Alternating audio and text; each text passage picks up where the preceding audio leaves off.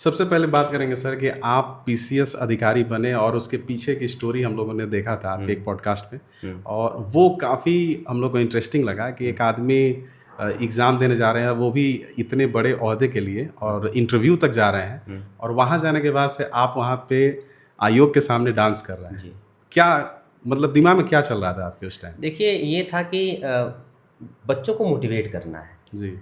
During this preparation हाँ। बहुत एक लंबा ड्यूरेशन होता है। कभी बच्चे प्रीलिम्स देते हैं, मेंस देते हैं, इंटरव्यू देते हैं। कभी बच्चा प्रीलिम्स में फेल हो गया, जी। कभी मेंस में फेल हो गया, हाँ। कभी तो इंटरव्यू जाकर वहाँ से बच्चे छट आते हैं। तो जी। एक इतना डीमोटिवेशन होता है। कभी बच्चे ऐसे होते हैं कि वो प्रिपरेशन ही छोड़ देते हैं, वो रास्ता ही बदल लेते हैं। जी। और कभी कभी ऐसा होता है कि बच्चे सीवियर एंग्जाइटी और डिप्रेशन में चले जाते हैं। जी। तो इससे उनको बचाने के लिए, इनसे उनको हटाने के लिए कि देखो, ये चीज़ें भागने के लिए नहीं, ये जी। फेस करने के लिए चीज़ें हैं। जी। तो वो जो डांस था वो सिर्फ और सिर्फ बच्चों को मोटिवेट करने के लिए था। आओ और लड़ाई करो, आरंभ है प्रचंड, इसीलिए हाँ, तुम आओ। इसी गाने पे था आई थिंक वो। तो उस टाइम क्या मतलब बच्चे जो हैं उससे बहुत प्रभावित हुए होंगे जो भी वहाँ पे आए होंगे आपके अरे साथ। वहाँ तो एक चूंकि इंटरव्यू का दौर था, उसमें बहुत सारे बच्चे वहाँ आई इंटरव्यू थिंक देने आए। सर उसी से आप वायरल भी हुए थे उस अरे टाइम। वो तो मुझे आइडिया नहीं था, मैंने तो जी। ऐसे ही वीडियोस वहाँ पे जाके बनाया था। जी। मुझे बिल्कुल आइडिया नहीं था कि वो वीडियोस इतना वायरल चला जाएगा। हाँ। लेकिन ये भी नहीं था कि मैंने वो वीडियो वायरल होने के लिए बनाया था, हम्म। क्योंकि मैं उस दौरान बहुत सारी समस्याओं से जूझ रहा था। मैं जी। भी लगातार मैं फेल हो रहा था, मेरे अंदर भी वो सीवियर एंग्जाइटी और डिप्रेशन की चीज़ें आ रही थी। आपने फेस किया था मैंने ये सारी फेस किया था वो चीज़ें। मुझे लग रहा था कि और भी सारे बच्चे हैं, कई सारे बच्चे जो फेस कर रहे हैं। तो वो बस चीज़ें उनके मन से हटाने के लिए, उनको एक अच्छे तरीके से मोटिवेट करने के लिए मैंने वीडियो बनाया था। जी। जी। लेकिन अब देखिए, अल्लाह का शुक्र है कि थोड़ा सा कुछ पहचान मिल एक टीचर से और एक पीसीएस अधिकारी तक का सफर, यानी कि शुरू में ही आपने डिसाइड कर लिया था कि टीचर बनना है, या फिर कब से ये चेंज हुआ कि आपको टीचर बनने के लिए आना है? देखिए, हम लोग मतलब कि हमारे जो अब्बू हैं वो भी पहले एक गवर्नमेंट टीचर नहीं कर्मचारी रहे हैं। अच्छा। और कृषि विभाग में थे। जी। तो हम लोग ब्लॉक में रहा करते थे। तो ब्लॉक में अलग अलग अधिकारियों को आना जाना होता था। कभी डीएम साहब आ गए, कभी एसपी साहब आ गए, कभी सीडीओ साहब आ गए। और वहाँ पे वीडियो साहब थे, वो भी काफ़ी इंस्पायर करते थे। तो वहाँ का माहौल ऐसा था कि शुरू में ही ये लग गया कि मुझे सिविल सर्विसेज की तरफ जाना चाहिए। जी। तो मैंने उसी हिसाब से मैंने क्या किया कि अपना ग्रेजुएशन और पीजी वगैरह किया। तो लेकिन समस्या क्या होती है कि एक लोअर मिडिल क्लास फैमिली की समस्या होती है कि पहले की एक अदद नौकरी हो जाए। जी, सबसे पहले तो ये सबसे पहले। और उसमें बीटीसी का फॉर्म आया था। जी। तो मेरे अब्बू ने कहा नहीं, बीटीसी का फॉर्म तुम भरो। मेरा मन नहीं था मैं बीटीसी करूँ, टीचिंग लाइन मुझे जाना ही नहीं था। अच्छा। और मुझे सिविल सर्विसेज की तरफ ही जाना था। शुरू में आपके मन में क्या था ये था सिविल सर्विस में मुझे तब जाना। अच्छा, वही था कि टीचर में आईएएस से टीचर मुझे नहीं बनना। जी। जी। बीटीसी का फॉर्म आया, अब्बू ने कहा फॉर्म भरिए। मैंने कहा फॉर्म नहीं भरूंगा। उन्होंने बाई फोर्सली उन्होंने कहा कि आप फॉर्म भरिए। मैंने फॉर्म भरा और वहाँ पे हो गया। और उस समय 2010 की बात है, उस समय बीटीसी होने का मतलब कि आपको अध्यापक बनना तय है। अच्छा। आज की बीटीसी तरह आज तो बहुत टफ है। आज बहुत टफ है। उसमें बीटीसी में अगर आपका एडमिशन हो गया तो आप मान के चलिए कि आप अध्यापक हैं। तो वो जब बीटीसी का फॉर्म आया, मेरा हो गया। मेरे अब्बू ने कहा कर लो। तो फिलहाल मुझे वो लाइन छोड़ के मुझे यहाँ पे आना पड़ा। इस पॉडकास्ट को शुरू करने से पहले मैं बहुत आपके बारे में चीज़ें रिसर्च कर रहा था। तो बहुत से लोगों के उसमें कमेंट भी थे, चाहे मैंने लोगों को सुना भी ऐसा। तो उन लोगों ने ये लिखा था कि सर अपनी फिटनेस पे बहुत ध्यान रखते हैं। अच्छा। और इस टाइम एज क्या होगी सर आपकी? मेरी एज, अब एज क्या ही बताएं जी। ये यानी कि 30+ में मैं चल रहा हूँ। 30+। ठीक है। और जो यूपीएससी का जो अटेम्प्ट होता है वो मैं अब नहीं दे पाऊंगा।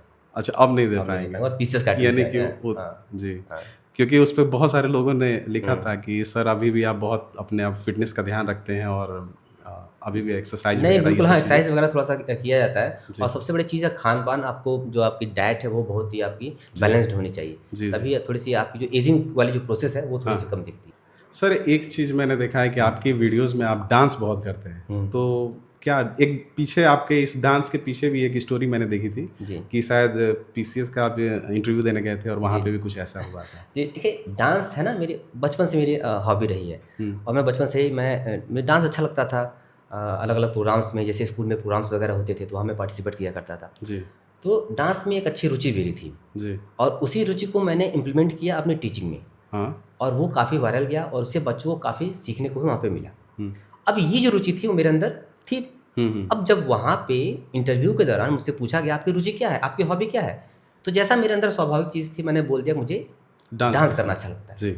तो वो जो पहला इंटरव्यू मेरा था, पूछा डांस करना, डांसिंग मास्टर तुम, ये वो लोग कैसी को हॉबी लगा है? कि टीचर हाँ, एक टीचर डांसिंग हो गया, वाला हाँ, है। ये थोड़ा सा है। हालांकि ऐसा नहीं कि एक टीचर को डांस नहीं करने आना चाहिए, हाँ ठीक है, ये तो एक अलग अलग हॉबीज़ हैं जो बच्चों में डाल सकते हैं। जी, लेकिन हो सकता है कि वहाँ के जो इंटरव्यूअर हों वो उनको ये चीज़ें मेरे पेशेंस को चेक कर रहे हों, या फिर मेरे अन्य चीज़ों को, भाई अलग अलग व्यक्तित्व को हाँ, वो चेक करने का वो काम करते देखते हैं, हैं वो लोग। वो चेक करने का काम कर रहे जी, हो। लेकिन उस समय डांस पर जब मुझे सवाल हुआ तो उसने मेरे जितने भी कॉन्फिडेंस मेरा लेवल था उसको डाउन कर दिया, और उसके बाद से वो इंटरव्यू मेरा खराब हो गया था। बल्कि सर मेरे हिसाब से वो एक प्लस पॉइंट था। अगर एक टीचर है हाँ, और अगर वो डांस कर रहा है तो डांस एज ए एक्सरसाइज है, बिल्कुल यानी बिल्कुल। कि अगर आप डांस करते हैं तो बॉडी के सारे पार्ट्स में मूवमेंट होती है। अरे तो मुझे लगता है कि वो बच्चों को केवल पढ़ाना ही तो नहीं है, हमें जी, अलग अलग गतिविधियों में बच्चों को शामिल करना है, और उसमें से एक गतिविधि जो है ये डांस वाली भी है। जी, जी। आपको जैसे टीचर ऑलरेडी आप बन चुके थे, तो फिर पीसीएस बनने का फिर कैसे मन में आया कि नहीं अब तो टीचर बन गए, अब हमको फिर से पीसीएस के लिए तैयारी करना है? और देखिए, मोटिवेशन कहाँ से आया सर? कैसे टाइम को मैनेज किया आपने? हाँ, देखिए जैसे मैंने आपको पहले बताया कि मेरा पहले से ही मन था सिविल सर्विस के तो जाना, जी, और पिताजी के दबाव में मैंने बीटीसी किया और मैं अध्यापक बन गया। जी, जब मैं अध्यापक वहाँ में गया, एक गांव था करवथई उर्फ कटका, वहाँ पे पहली ज्वाइनिंग मेरी वहाँ थी। तो अच्छा। वहाँ के बच्चों को देखकर, वहाँ की स्थिति को देखकर बहुत दुख हुआ, अच्छा। क्योंकि हाँ, वहाँ पे बच्चे काफ़ी वंचित वर्ग से आते थे, और उनके अंदर जो लर्निंग आउटकम था बिल्कुल जीरो के आसपास था, समझिए।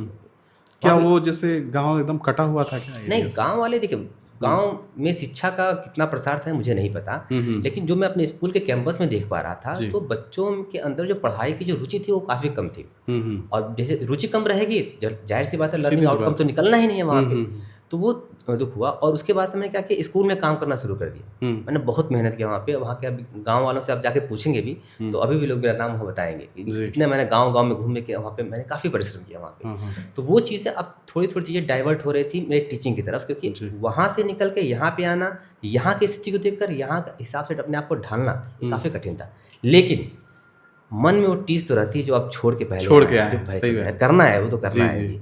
तो उसके बाद से मैंने वहाँ पे 6 महीने साल भर समय दिया, लेकिन फिर वो पुरानी चीज़ें सामने आई कि मुझे करना है जाने। तो फिर वो चीज़ें मैंने स्टार्ट की धीरे धीरे।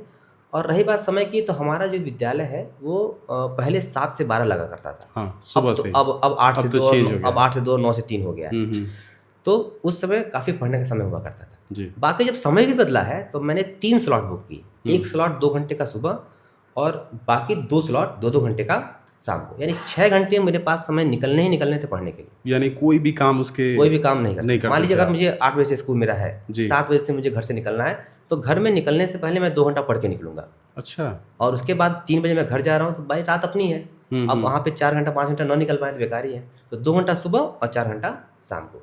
जैसे ही एग्ज़ाम नज़दीक आता था, मान लीजिए प्रीलिम्स आपका 1 महीना बच गया है, 20 दिन बच गया है, तो ये जो घंटे का स्लॉट है, एक स्लॉट में और बढ़ा लेता था। जी, यानी 3 स्लॉट 2-2 घंटे के, और एक स्लॉट और रात में करते यानी थे। कि 4 स्लॉट 2-2 घंटे के, 8 घंटे निकालने पड़ते थे मुझे पढ़ने के लिए। यानी कि तब तो सर आप सोते भी बहुत कम हो बहुत गए उस समय जब एग्जामिनेशन बहुत करीब होता था तो 4 से 5 घंटे ही नींद हो पाती थी। बस उतना ही सोते थे।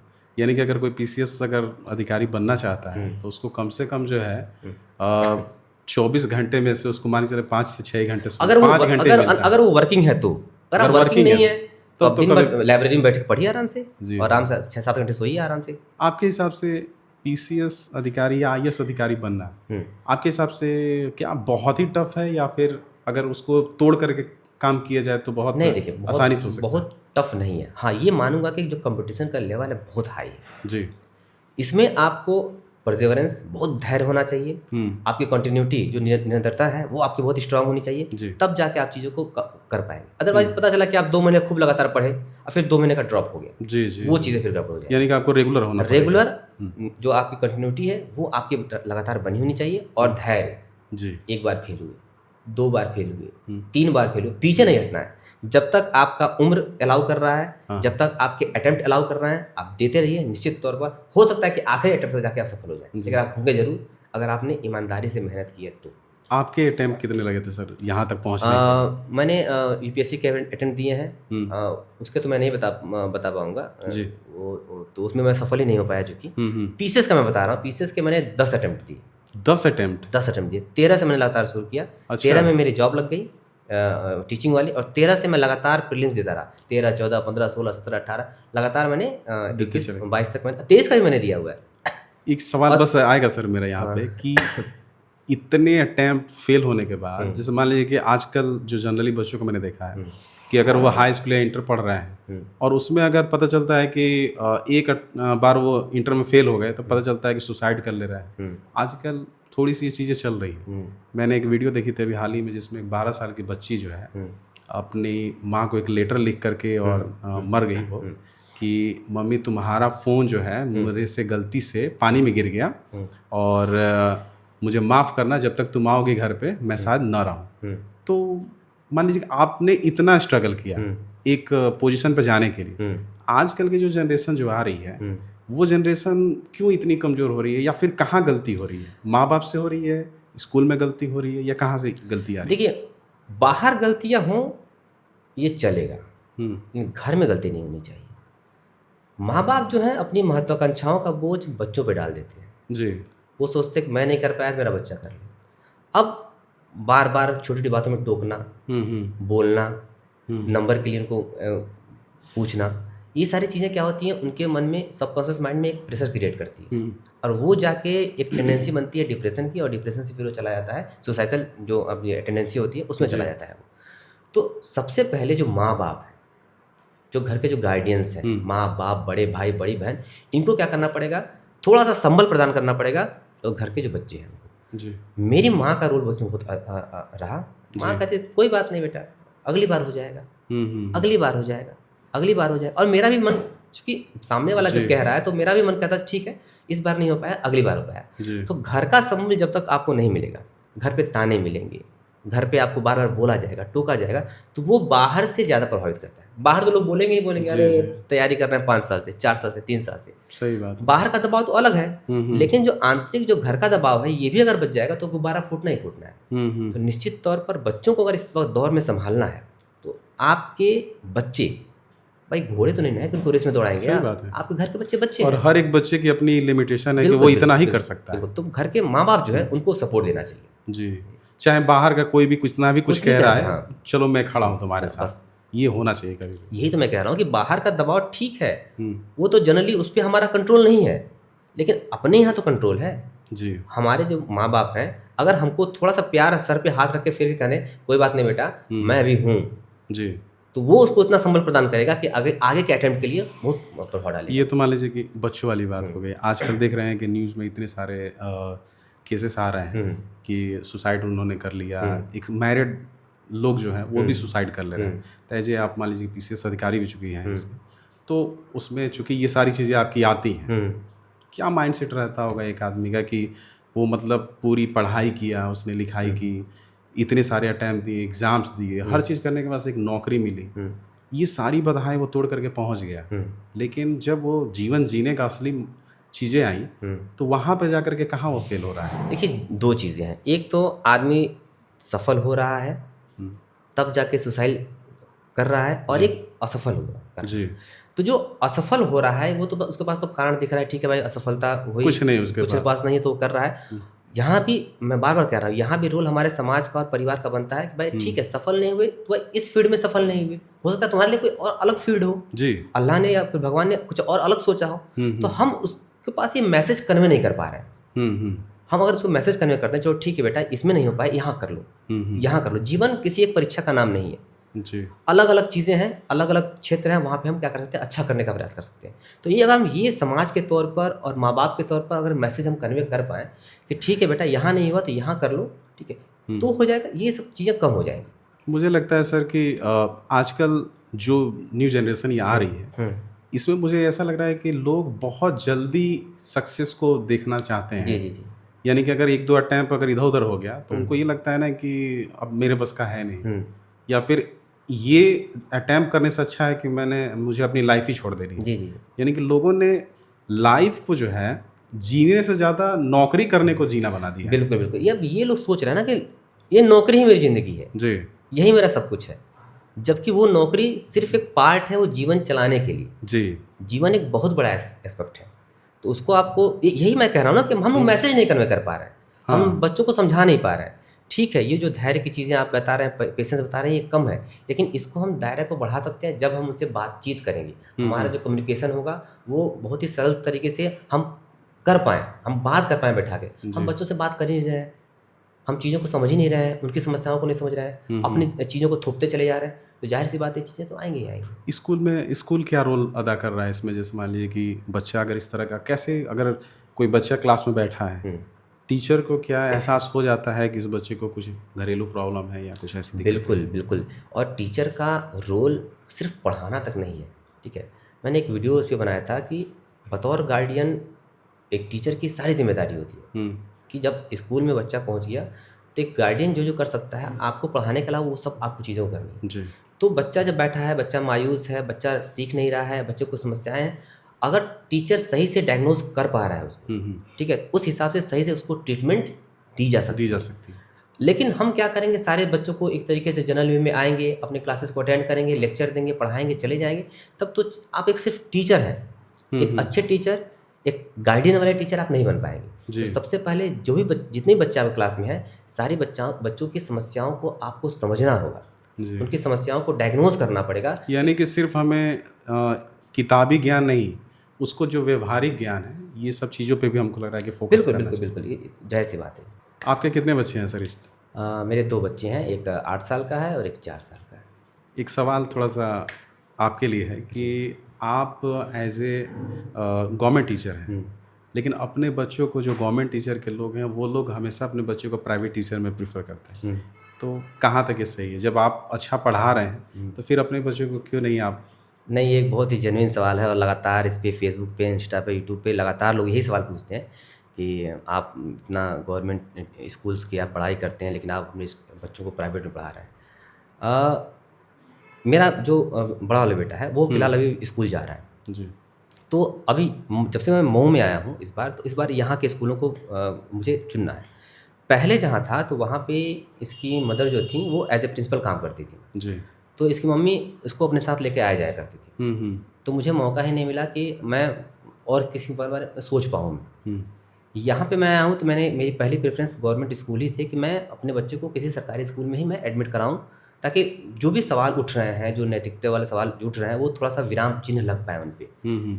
तो मैंने यहाँ सोचा, लेकिन यहाँ पे जो नगर क्षेत्र है, नगर क्षेत्र में मैं देख पा रहा हूँ कि जो स्कूल्स हैं जी उनमें वो सब एकल के रूप में चल रहे हैं। वहाँ पे थोड़ा शिक्षकों की कमी है और हमारे जो बेसिक शिक्षा विभाग लगातार प्रयास कर रही है कि हम वहाँ पे टीचरों को वहाँ पे हम दे पाएँ। तो जैसे ही नगर क्षेत्र में टीचर अवेलेबल होंगे, हम क्या करेंगे कि अपने बच्चों को क्या करेंगे, जो नियरेस्ट हमारा होगा वो हम क्या करेंगे, बच्चों को एडमिट कराएंगे सरकारी स्कूल में। अभी जो है ना, जो अच्छे स्कूल है जहाँ पे अच्छे प्राइवेट स्कूल भी, तो हर स्कूल अच्छा नहीं होता है ना, प्राइवेट स्कूल तमाम खुले हुए हैं, लेकिन अगर हम चुनने जाते हैं तो भाई टॉप 5, टॉप 3, टॉप 10 खोजते हैं कि भाई यहाँ पे हम बच्चों को एडमिट करें।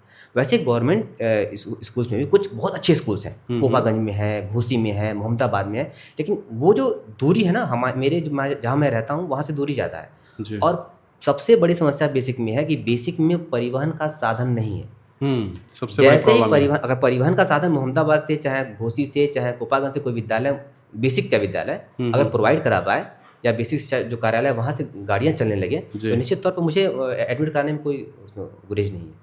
स्कूल में आपको क्या लगता है कि जैसे क्या कमी रह जा रही है? टीचर जो भी आ रहे हैं, प्राइवेट स्कूल में अगर एक कोई टीचर आ रहा है तो वो उतना वेल क्वालिफाइड नहीं है, या अच्छा हो भी सकता है, लेकिन जो हमारे गवर्नमेंट टीचर आ रहे हैं वो तो आप देख ही रहे हैं कि हर तरीके से क्वालिफाइड, ट्रेनिंग इतनी अच्छी करके आ रहे हैं। तो इतने अच्छे टीचर होने के बावजूद भी लोगों का रुझान प्राइवेट की तरफ ही क्यों जा रहा है? क्यों नहीं, वो जब जानते हैं कि एक गवर्नमेंट टीचर इतना अच्छे से पढ़ाई करके आया है, उसकी ट्रेनिंग अच्छी दी गई है, तो फिर लोग गवर्नमेंट की तरफ क्यों नहीं आ रहे हैं? देखिए, सबसे बड़ी इसमें समस्या है कि जो डेफिसिट है, जो विश्वास की कमी है ना, अभी भी लोगों में बनी हुई है। आप जो कह रहे हैं कि नहीं हम अच्छा कर पा रहे, नहीं, हम लोग अच्छा कर रहे हैं। कई सारे विद्यालय हमारे जो टॉप में चल रहे हैं, अच्छा परफॉर्म कर रहे हैं वो, लेकिन क्या है कि अभी लोगों का वो विश्वास नहीं बन पाया है।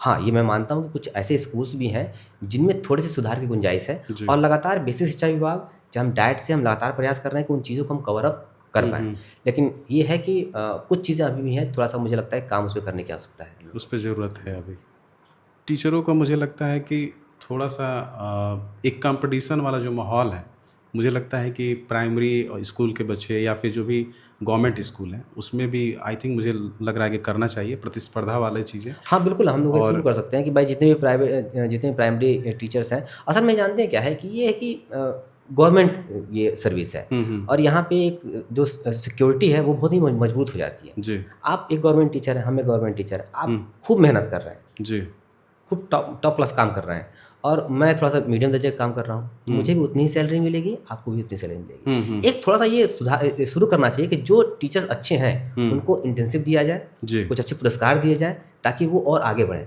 और ये जो प्रेरणा है वो और भी अध्यापकों में जाए। इससे जो थोड़े से मुझे लगता है कि जो मीडियम दर्जे के अध्यापक जो उतना मेहनत नहीं कर पा रहे हैं, उनको देखकर क्या करेंगे, वो परिश्रम करना वो थोड़ा शुरू कर देंगे।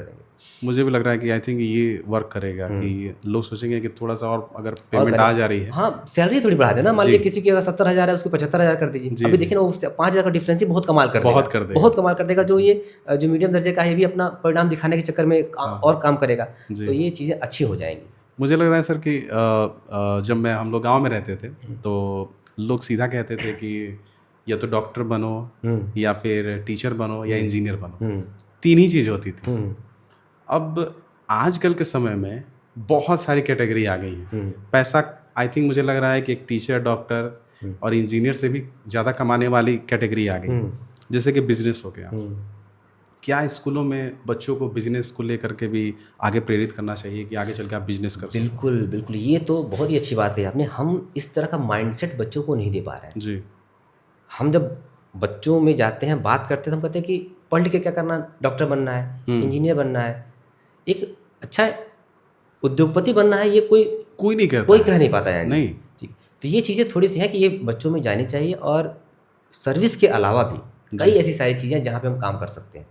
एक टीचर को जैसे मान लीजिए कि बच्चा है, तो आप लोग कैसे देखते हैं कि ये बच्चा किस लायक है? जैसे मान लीजिए एक बच्चा हो सकता है डांसिंग में अच्छा हो, उसकी गाने की क्षमता अच्छी हो, या हो सकता है कि वो बिजनेसमैन अच्छा बन सकता हो। तो क्या एक टीचर क्लास में देख करके उससे समझ में आ जाता है कि इस बच्चे की काबिलियत क्या हो सकती है? जी बिल्कुल, हालांकि इसमें समय लग सकता है, 2 महीने, 4 महीने, 6 महीने, साल भर, लेकिन ये ड्यूरिंग दिस ड्यूरेशन वो क्या करेगा, अध्यापक जान जाएगा कि इस बच्चे की रुचि किस तरफ है। आर्ट एंड क्राफ्ट कर रहा है, पेंटिंग कर रहा है, डांसिंग कर रहा है, सिंगिंग कर रहा है, किस तरफ उसकी रुचि है, ये वो टीचर समझ जाता है। क्या जैसे रुकेंगे सर, क्या इसको अगर कोई जैसे प्राइवेट स्कूलों में क्या होता है कि गार्जियन को बुला करके पेरेंट्स मीटिंग में ये सारी चीज़ें बताई जाती है कि आपका बच्चा अच्छा क्रिकेट खेल रहा है, आपका बच्चा अच्छा गाना गा रहा है, तो क्या ये प्राइवेट स्कूलों वाला ही सिस्टम जो है सरकारी स्कूलों में संभव है कि किया जा सकता है? बिल्कुल किया सकता है। हमारे यहाँ मीटिंग होती है, अध्यापक और अभिभावक की मीटिंग हमारे यहाँ होती है, तो यहाँ पे हम लोग बात भी करते हैं। लेकिन चूँकि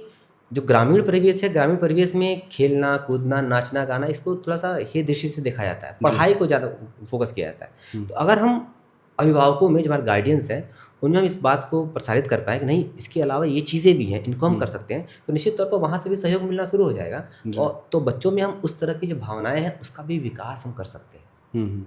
अभी हाल ही में एक हम लोगों ने प्रोग्राम कराया था, और उस प्रोग्राम में मुझे एक बार स्टेज पे बोलने का मौका मिला था। अच्छा। तो मैं ज़्यादातर तो वैसे पब्लिकली बहुत कम जाता हूँ, लेकिन उसमें लोगों ने कहा कि आप कुछ अपने शब्द कहिए, तो मैंने उसमें कहा था कि एक आदमी डॉक्टर, इंजीनियर या फिर बिजनेसमैन बनना चाहता है, लेकिन आजकल का एक समय है जिसमें एक आदमी कंटेंट क्रिएटर बनता है, और वो कंटेंट क्रिएटर जो बन रहा है वो भी अच्छा खासा पैसा कमा ले रहा है। बिल्कुल बिल्कुल। ठीक है, तो बच्चों को अब ये नहीं कर सकते आप कि बस एक जगह बांध के रख दीजिए कि तुम्हें अब डॉक्टर ही बनना है। हो सकता है कि बहुत अच्छा वो बोलता हो, वो कॉमेडियन अच्छा बन सकता है, कपिल शर्मा की तरह। तो मुझे लगता है कि थोड़ा सा बच्चों में ये सब निखार ले आने के लिए बच्चों से जितना हो सके टीचर भी बात करें, और फैमिली के जो मेंबर हैं वो भी बात करें कि क्या चाहता है। बिल्कुल। एक तरफ आपकी माता जी का इंतकाल हुआ, दूसरी तरफ आप जो है एग्ज़ाम्स में बार बार फेल होते जा रहे थे, तो काफ़ी टफ समय रहा होगा आपके लिए उस टाइम। हाँ, ये बहुत ही टफ समय था। मैं जैसा कि मैंने बताया कि मैं 13 से ही अटेम्प्ट दे रहा हूँ जी, और 18-19 तक आते आते जो असफलता का डर है वो तो मन में समा ही गया था। कभी ऐसा लगा मन में कि छोड़ देते हैं, मुझसे होगा नहीं, ऐसा कभी आया मन में क्या? कभी कभी आता था, लेकिन होता था कि एक आध अटेम्प्ट और दे लें फिर छोड़ देंगे, जी, एक अटेम्प्ट और दे लें फिर छोड़ देंगे, और ऐसे करते करते कई सारे अटेम्प्ट हो गए, लेकिन फिर मैं सफल नहीं हो पा रहा था। तो अब वो हताशा, निराशा, एंग्जाइटी, डिप्रेशन वो मेरे ऊपर हावी हो रही थी। एक आदमी को कब लगता है कि अब ये मेरे से नहीं हो पाएगा, कहाँ पे जाकर रुक जाना चाहिए? एक होता है समय कि हमें रुकना चाहिए।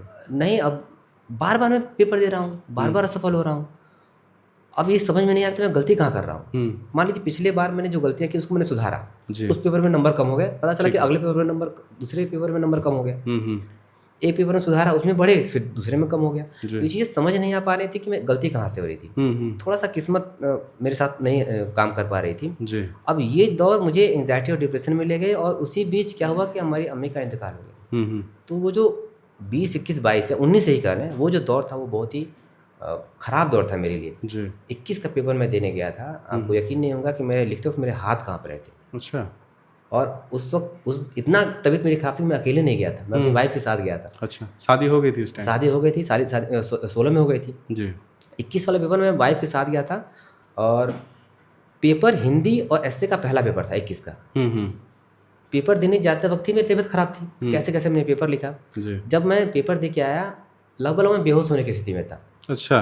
तो मैडम समझ गया कि तबीयत ज़्यादा खराब है, तो उसी समय लखनऊ में एक, याद नहीं आ रहा, एक जो मनु चिकित्सक है उनके पास मेरी वाइफ शाम को ले गई। तो वहाँ पे दिखाया गया, तो दवाएं मैंने खाई हैं, हालांकि दवाओं का कोई खास फर्क नहीं पड़ा जी जी। उसी दौरान मैंने पूरा पेपर लिखा, और सौभाग्य ये देखिए कि बहुत ज़्यादा तबीयत खराब थी, उसके बावजूद ही मैंने पहला इंटरव्यू 21 में ही दिया।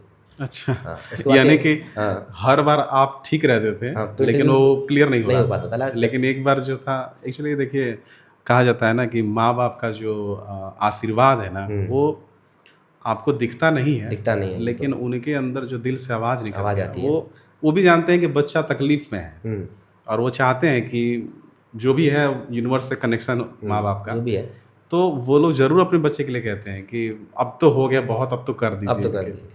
हाँ, एज ए टीचर आप जब देखते होंगे कि आपके विभाग में बहुत सारी कमियां भी होंगी, तो हो सकता है कि आपके पास उतना पावर उस टाइम ना हो, क्योंकि आप एक सिर्फ टीचर थे, लेकिन जैसे ही आपने PCS अटेम्प्ट क्लियर कर लिया, आपके पास एक अच्छा खासा पावर हो गया, तो मऊ के लिए आपने स्कूलों के लिए कुछ अच्छा किया इस टाइम?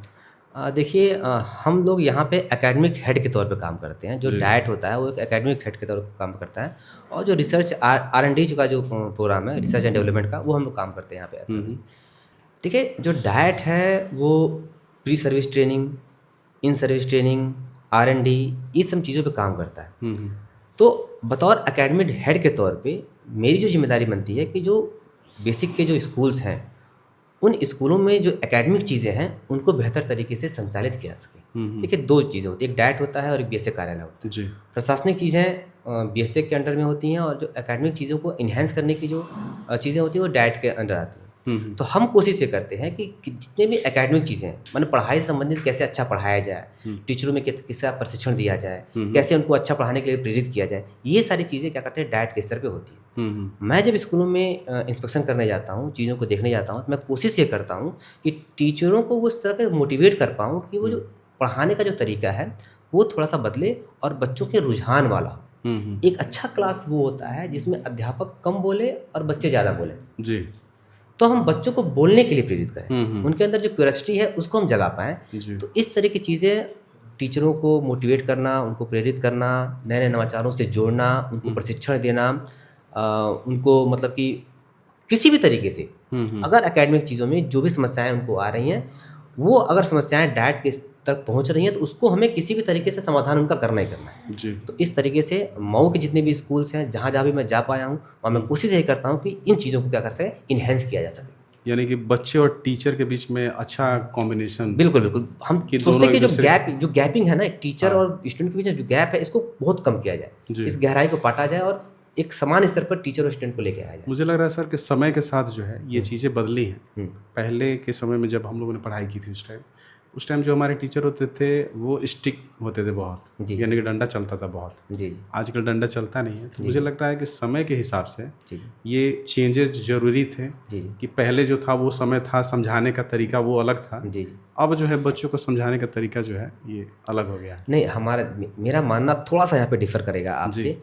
देखिए, बच्चों को समझाने का तरीका सिर्फ एक ही है, चाहे वो प्राचीन काल हो, मध्यकालीन हो, चाहे आधुनिक काल हो। हम उनको प्यार से, हम उनको अफेक्शन से, हम उनको समझा बुझा कर ही कर सकते हैं। जो हमारी प्राचीन प्रणाली रही है, बहुत मैं एक शिशु मंदिर में पढ़ाई किया, मैंने 3-4 स्कूल में पढ़ाई की 12th तक। एक शिशु मंदिर में पढ़ाई किया, फिर एक जो क्रिश्चियन स्कूल है वहाँ पे मैंने पढ़ाई की। वहाँ पे इतना मारा जाता था, इतना पीटा जाता था, हालत खराब रहती थी। सरस्वती शिशु मंदिर का मैं भी प्रोडक्ट हाँ, हम लोग पढ़ाई कर, ऐसा नहीं कि वहाँ पढ़ाई खराब होती थी, जितने भी स्कूलों में मैंने पढ़ाई की वहाँ पढ़ाई बहुत अच्छी होती थी, लेकिन जो तरीका था आज के हिसाब से और जो चाइल्ड साइकोलॉजी कहते हैं उसके हिसाब से बहुत ही गलत था। समझिए, हम लोग पढ़ते थे, हम लोग चीज़ों को याद करते थे, लेकिन प्यार से नहीं पढ़ते थे, बस एक डर था, डर से एक डर था कि हमें याद नहीं किया तो डंडा पड़ेगा। जहाँ भी डर होगा ना वहाँ पे आउटकम तुरंत कम हो जाएगा। सर मुझे लगता है कि जैसे एज ए डॉक्टर मुझे ये जो पता है कि अगर एक बच्चा जो है बचपन से जैसे हम लोग बच्चों को डराते हैं, उधर मत जाना, अंधेरा है, वहाँ शेर बैठा है, अभी पापा आएंगे तो तुमको डांटेंगे, कहीं ना कहीं मुझे लगता है कि बच्चे का जो सॉफ्ट सा दिमाग है उसके ऊपर ये बहुत ज़्यादा असर कर जाता है, बहुत बर्डन होता है यहाँ जी। और वो बच्चा अंदर से जब डर जाता है तो आगे चल के मुझे लगता है कि अगर कोई उसको डिसीजन लेना होता है तो फिर वही मानसिकता उसके दिमाग में आ जाती है कि पापा गुस्साएंगे, मैं ये डिसीजन लूंगा तो मम्मी ये गुस्साएगी। तो मुझे लगता है कि इसलिए आजकल के बच्चे जो है ना वो डिसीजन जो फट से लेना चाहिए कि हाँ यार मुझे ये करना है, डिसीजन मेकिंग जो कैपेबिलिटी है वो बहुत ही वीक हुई। आप बताइए ना, मान लीजिए उधर अंधेरा था, बताइए अरे जाओगे तो चोट लग जाएगी, फिसल जाओगे, गिर जाओगे, चोट लग जाएगी। अब ये कहना कि शेर बैठा है, भालू बैठा है, बंदर बैठा है, ये झूठ बताने से अच्छा है कि आप उसको सच बताइए जी। निश्चित तौर पर जो उसको जो माइंड का जो प्रोसेस होगा वो बहुत ही अच्छा होगा, और जो आप जैसा आपने कहा कि डिसीजन मेकिंग जो कैपेबिलिटी है वो उसकी बहुत ही इनहेंस करेगी। जी जी जी। सर आप एक टीचर हैं, एक अधिकारी हैं और बच्चों को मोटिवेट करते हैं, और उसके साथ में आप एक यूट्यूबर भी हैं, तो एक आदमी इतना सब कुछ कैसे मैनेज कर रहा है? कि ये बड़ा जेन्युइन सवाल है और काफ़ी लोग पूछते हैं। देखिए हमारे पास 24 घंटे हैं और हर घंटे को कैसे प्रोडक्टिव वे में हमें यूज़ करना है, हमें से इसको यूजलेस नहीं होने देना है, ऐसा कुछ करना है कि इसका कुछ ना कुछ हमें बेनिफिट मिल जाए हमको, एक तरह से समय को पूरा निचोड़ लेना। समय को, हमारे पास जो भी समय है वो चला जाएगा फिर आपके पास। जी। तो हम समय को कैसे अच्छे तरीके से यूटिलाइज कर लें ये अच्छा है। और रही बात है कि 10 से, हमारा तो 24 घंटे का सर्विस है, लेकिन 10 से 5 तक ही मेरा ऑफिस लगभग रहता है। तो ऑफिस आने के बाद सारी चीज़ें जो भी बच्चों को मोटिवेट करना है, बच्चों को क्या पढ़ना है, कैसे पढ़ना है, वो सारी चीज़ें मैं वीडियोज़ वगैरह बनाता रहता हूँ। अपना जो यूट्यूब वाला कुछ है, देखिए मैं यूट्यूबर नहीं था जी, मैं जो काम करता था स्कूल के वही हम यूट्यूब पे डाल दिया करता था। इस टाइम आपके कितने यूट्यूबर यूट्यूब पे? 3.25 लाख के आसपास फॉलोवर है वहाँ पे। 3.25 लाख? हाँ 3.25 लाख के आसपास। अरे बहुत नहीं है, ठीक है, कम है। नहीं तो वो मैं यूट्यूबर नहीं, मैं बता रहा था मैं यूट्यूबर नहीं था, मैं जो स्कूल पे काम करता था वो मैं इसको डाल दिया और वो लोगों को पसंद आ गया। हाँ। जब चीज़ें लोगों को पसंद आई तो लोगों ने और उसको अप्रिशिएट करना शुरू किया, शेयर करना शुरू किया, तो मैं थोड़ा सा वायरल लगा होने। जी। अब फिलहाल में क्या है कि मैं थोड़ा बहुत अगर वीडियो मुझे शूट करना होता है तो मेरे 2 छोटे भाई यहाँ पे हैं मऊ में, मैं उनके साथ निकल जाता हूँ समय के साथ, और संडे के दिन और शनिवार के दिन मैं क्या करता हूँ, शनिवार की शाम को और संडे को शूट कर लेता हूँ जी, और वो अगले हफ्ते के लिए हमारा प्लान बन जाता है। ऑफिस से आने के बाद जो बच्चों को मोटिवेट करने वाली चीज़ें हैं, जो पढ़ाने वाली चीज़ें हैं, ये पढ़ना है तो कैसे पढ़ना है, समय मैनेज करना है कैसे मैनेज करना है, ये सब की जो वीडियोज़ हैं वो मैं रात में क्या करता हूँ शूट। पंडित जावेद भारती, इस नाम के पीछे क्या है सर, और ये नाम पड़ा कैसे आपके ऊपर? असल में क्या है कि ये एक समानता का प्रतीक है जी। अगर आप देखेंगे जैसे हमारा जो सोसाइटी है, जो हमारा समाज है, वो किसी से अगर नाम पूछेगा फिर नाम की लास्ट में देखता है क्या लगाते हैं। अगर आपने अधूरा नाम बताया तो कहें पूरा नाम बताओ जी। तो वो चीज़ें क्या होती हैं कि वो एक असमानता क्रिएट करते हैं कि फलां ये फलां वर्ग से आते हैं, ये फलां कहते हैं जनरल से हैं, ओबीसी हैं, एससी हैं, एसटी हैं, सवर्ण से हैं, पिछड़े से हैं, क्या है। तो ये क्या है कि नाम के साथ ही भेदभाव शुरू होता है। भेदभाव नाम से होता है, ये मेरे दिमाग में आ रहा था। ये अभी से नहीं, हमको लग रहा है कि बहुत पहले से ये सब चीज़ें चली आ रही हैं। हाँ। अब मुझे लग रहा है कि ये जाने में बहुत समय लगेगा अभी। ये चीज़ें मैं जब मैंने अपना फेसबुक शुरू किया था तब की बात मैं कर रहा हूँ, ये नाम मेरा आज से नहीं है जी। ये जब मैंने 2006-07 में आया तब मैंने फेसबुक जब शुरू किया था तब की बात है। तब से मुझे लगा था कि ये नाम से ही भेदभाव होता है। अच्छा। तो मैंने नाम को ही, फेसबुक नाम को ही ऐसा रखा था कि उसमें समानता आए, सारे उसमें समावेशन, तीनों धर्म सब उसमें समावेशन आ जाए। तो इसलिए मैंने समानता के प्रतीक के लिए इस नाम को रखा था। तो ऐसे ही था, ऐसे ही शुरू हुआ और नाम काफ़ी पॉपुलर हो गया ये जी। क्योंकि मैं भी जब पहली बार सुना था कि मतलब पंडित जावेद भारती, तो एक वो अच्छा भी लग रहा था कि एक इंसान के अंदर वो सबके लिए समानता, समान नज़र से देखने वाला। जी बिल्कुल, और समान होना भी चाहिए आजकल। अब मुझे लग रहा है कि चीज़ें अभी हैं, लेकिन अब मुझे लगता है कि पहले से बहुत सुधार हुआ है। पहले से आगे अगले कुछ दशकों में मुझे लगता है कि चीज़ें काफ़ी हद तक क्योंकि अब जो है इंसान को प्रायोरिटी ज़्यादा दे रहा है। बिल्कुल। पहले जो थी वो जात वो को कम हो लेकर। गई हैं। जैसे जैसे कई डिकेट्स गुजरेंगे हमारे, ये चीज़ें बहुत कम होती चली जाएंगी। गार्जियन और जो भी टीचर हैं और जो भी लड़के तैयारी कर रहे हैं आईएएस पीसीएस के लिए, तो उनके लिए कोई मैसेज आप देना चाहेंगे? बिल्कुल। आपने 3 लोगों की बात की है, गार्डियन, टीचर और जो बच्चे तैयारी करते हैं। जो लोग गार्डियंस हैं, वो बच्चों को प्यार और स्नेह से सपोर्ट करें। अपनी महत्वाकांक्षाओं का बोझ आप बच्चों पे नहीं डाल सकते। आपने जो किया सो किया, लेकिन अब बच्चों की बारी है। आप बच्चों के मन के हिसाब से चलें। बच्चे जिस भी फील्ड में जाना चाहते हैं, जो कुछ करना चाहते हैं, आप सपोर्ट करें। बच्चे अगर पढ़ाई कर रहे हैं तो आप उनके पास थोड़ी देर के लिए बैठें, उनको लगे कि हमारे माता पिता भी हमारे साथ लगे हुए हैं। तो ये जो अफेक्शन लगेगा, ये उनको बूस्टअप करेगा उनके लर्निंग आउटकम को बढ़ाने के लिए। दूसरी बात, टीचर्स। देखिए, आपकी जो भी आपका एटीट्यूड है, जो भी आपको लगता है कि मेरी क्या मानसिक मेरी सोच है, क्या मेरा व्यवहार है, इसको आपको स्कूल कैंपस से बाहर रखना है। आप जब स्कूल कैंपस में घुसिए तो आप बिल्कुल आप तटस्थ हो जाइए। बच्चों को तटस्थ होकर सारी चीज़ों को सिखाइए और ये ध्यान में रहे कि वो हमारा एक मानव पूंजी है। एक मानव पूंजी अगर हमारा खराब होगा तो हमारा जो भविष्य है वो निरंतर क्या हो जाएगा, गर्त में चला जाएगा। तो हम जो हमारे मानव संसाधन है, इनको खराब नहीं होने देना है, इनको अच्छे से ट्रीट करना है, ताकि आगे चल के ये भारत के विकास में या भारत को प्रगति का रास्ता क्या कर सके, दिखा सके। जो बच्चे तैयारी कर रहे हैं, बिल्कुल बेटा लोग घबराना नहीं है, पढ़ना है, थोड़ा सा धैर्य रखो, थोड़ा सा समय दो। एंग्जाइटी और डिप्रेशन में जाने की बिल्कुल ज़रूरत नहीं है, क्योंकि सफल होना वो तो हो जाएंगे आप। बस क्या करना है कि ईमानदारी से जो चीज़ें हैं उनको आपको करते हुए आना है। धैर्य रखिए, थोड़ा सा समय लगेगा, लेकिन ये निश्चित तौर पर आप सफल जरूर होंगे। Best of luck.